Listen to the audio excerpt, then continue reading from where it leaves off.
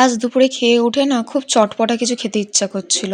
তাই কি খাবো ভাবছিলাম, মাথায়ই আসছিল না। যাই ভাবি না কেন সেই জিনিসগুলো বাড়িতে ছিলও না। যদি বলি কুল মাখা তাহলে কুল ছিল না। এই নিয়ে মায়ের রান্নাঘরে তল্লাশি করতে করতে মাথায় একটা আইডিয়া এলো। তো চলো, কেননা আলু কাবলি করা যায়, যেহেতু সব জিনিস বাড়িতেই থাকে। তাই প্রথমেই ছোট ছোট করে আলু পিস করে কেটে সেগুলো সেদ্ধ বসিয়ে দিয়েছিলাম।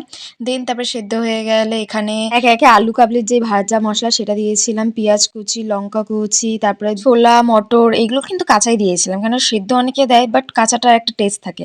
আর বিট নুন যেহেতু বাড়িতে ছিল না, তাই আমাদের রান্নার যে নর্মাল নুন সেটা দিয়েই আমাকে করতে হয়েছিল।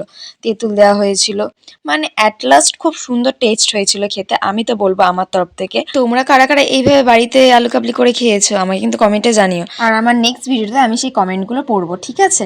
তো চলো, আমি এখানে আলু কাবলি খাই, ততক্ষণ তোমরা আমার চ্যানেলটাকে সাবস্ক্রাইব করে দাও। দেখা হচ্ছে নেক্সট মিনি ব্লগে। আজকের মতন টাটা সবাইকে।